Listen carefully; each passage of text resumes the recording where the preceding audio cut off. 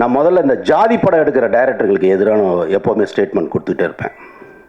ஜாதியை சொல்லவே கூடாது, ஜாதியை பேசக்கூடாது. இங்கே யார் யார் என்னென்னு எந்த சீட்டில் யார் உக்காந்துருக்கோன்னு யாருக்குமே தெரியாது.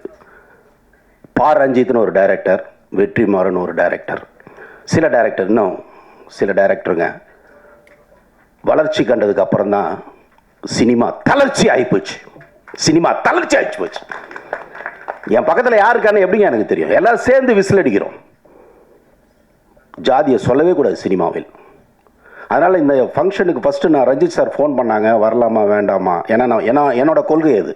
சினிமாவில் ஜாதியை சொல்பவன் சமுதாயத்தில் ஒதுக்கப்பட வேண்டியவன். என்னுடைய கொள்கை அது. ஆனால் ரஞ்சித் சார் வந்து ஹாப்பி ஸ்ட்ரீட் அப்படின்னு ஒன்று கோயம்புத்தூரில் நடந்ததுக்கு தன்னுடைய தங்கை பிரதர், என்னுடைய சகோதரன் அங்கே சீர்கட்டுக்கிட்டு இருக்கான்னு முதல் முறையாக குரல் கொடுத்தாரு ரஞ்சித் அவர்கள். முதல் முறையாக குரல் கொடுத்தாரு. அதுக்கப்புறம் தான் அதை பற்றின ஒரு அவேர்னஸ் வந்தது.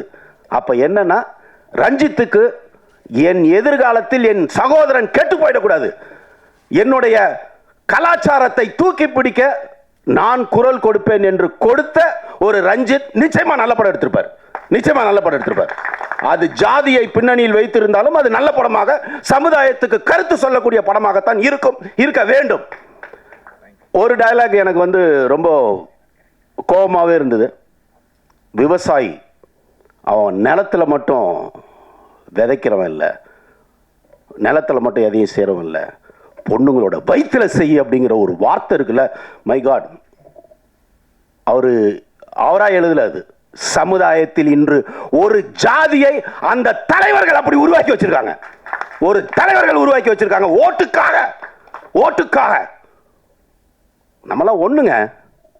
சூத்திரியன் யாரு? நீங்க சொல்ற மாதிரியா? சூத்திரியன்ற ஒருத்தவங்க எப்ப திரும்ப உருவானா? நம்ம உருவாக்கல, இந்துக்கள் உருவாக்கல. இங்க படையெடுத்து வந்தான் பாருங்க, அவன் உருவாக்கினான். இஸ்லாமியர்களும் அடுத்து வந்த வெள்ளைக்காரர்களும் உருவாக்கிய சூட்சமம் அது. சூத்திரன் என்பவன் சூத்திரத்தை அறிந்தவன், இறைவனுடைய சூத்திரத்தை அறிந்தவன் சூத்திரன், பிரம்மத்தை அறிந்தவன் பிரம்மன், பிராமணன். அப்படிதான் நம்ம வச்சிருந்தோம். வேறுபாடே கிடையாது நமக்கு. கால்நடை பயிற்சி பண்ணுவான், விவசாயம் பண்ணுவான், அவ்வளவுதான் சூத்திரன். அவனை கீழ்நிலைக்கு மாத்தினது யாரு? இங்க வந்து படையெடுத்ததுக்கு அப்புறம் தான் அவனை கீழ்நிலைக்கு கொண்டு போனான். இப்ப அவனுக்கு கூட இவனுக்கு சேர்ந்துக்கிட்டு நம்மளை கேவலப்படுத்திட்டு இருக்கானுங்க. மாற்றப்பட வேண்டும். அத்தனையும் மாற்றணும். நம்ம எல்லாரும் ஒண்ணு. இந்த எண்ணத்தை யாரு படமாக எடுக்கிறார்களோ அவர்களைத்தான் இனி நாம் கொண்டாட வேண்டும். அவங்கள தான் நம்ம கொண்டாடணும். நிச்சயமா திரு ரஞ்சித் அவர்களுக்கும் இந்த படத்தில் பணிபுரிஞ்சவங்களுக்கும் அந்த எண்ணம் இருக்கும். நிச்சயமாக அந்த படம், நாம் அனைவரும் சகோதரர்கள், பிரிவினை கிடையாது. ஆனால் திட்டம் போட்டு நாடக காதல் செய்து நாட்டை நாசம் செய்யும் எவனையும் தண்டிக்கும் உரிமை நல்லவர்களுக்கு உண்டு. அந்த நல்லவர் லிஸ்ட்ல ரஞ்சித் வந்து இருக்காருன்றது எனக்கு நம்பிக்கை இருப்பதனால் நிச்சயமாக இந்த படம் நல்ல படமாக அமைந்து மாபெரும் வெற்றி அடையும். ஒரு விழிப்புணர்ச்சியை, ஒரு மறுமலர்ச்சியை இந்த படம் ஏற்படுத்தும் என்று நம்பிக்கை இருக்கிறது. சமுதாயத்தில் ஜாதி என்ற விலங்கு இருக்கிறது இல்ல, அந்த விலங்க பொன் விலங்கில் அறிமுகமான என் நண்பர் ரஞ்சித் அந்த ஜாதி வலயத்தை உடைப்பார் என்று நம்பி ஆசீர்வதித்து இந்த படம் மாபெரும் வெற்றியில் நான் இதே மாதிரி பேசுவேன்னு நம்பிக்கையோட உங்ககிட்ட இருந்து விடைபெறேன். நன்றி, வணக்கம்.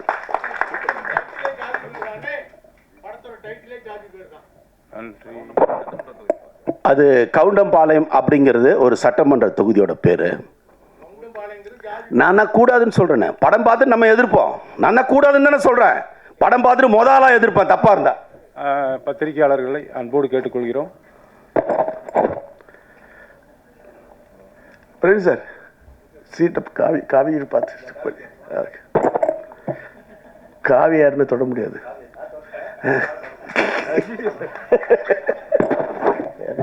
காவியோட பவர் அப்படி. அனைத்து பத்திரிகை நண்பர்களுக்கும் மேடையில் அமர்ந்திருக்கும் ஜாம்பவர்களுக்கும் என் முதல் கண் வணக்கத்தை தெரிவித்துக் கொள்கிறேன்.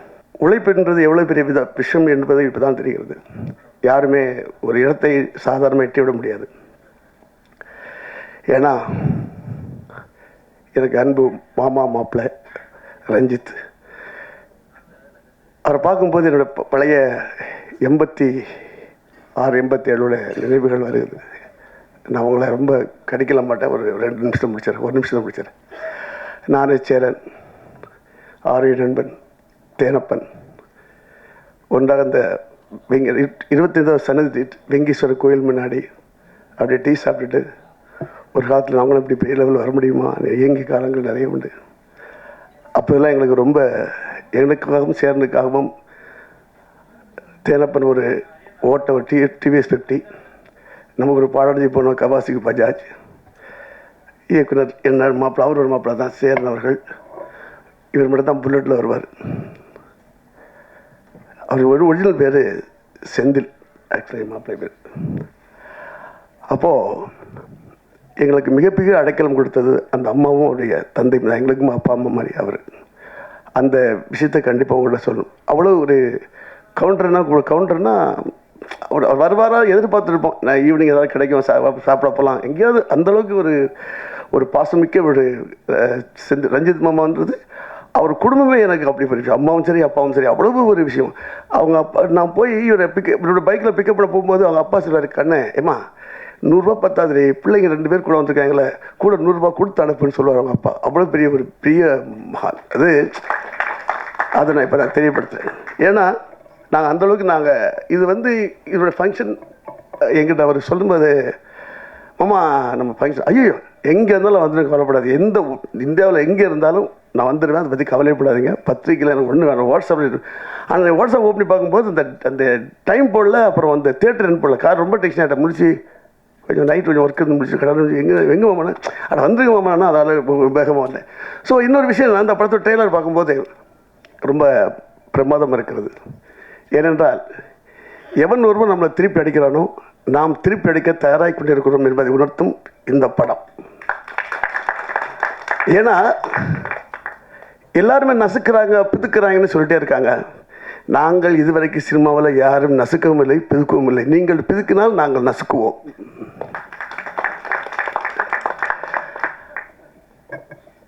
இதோடு இன்னும் ரொம்ப எதிர்பார்ப்பீங்க, வேணாம். நான் ஏற்கனவே 3வது கேஸ் போட்டு குண்டாஸில் போடலான்னு பிளான் பண்ணிருக்காங்க. அதுக்கெல்லாம் நான் மாட்டேன் தம்பி, ரொம்ப உஷாராயிட்டோம்.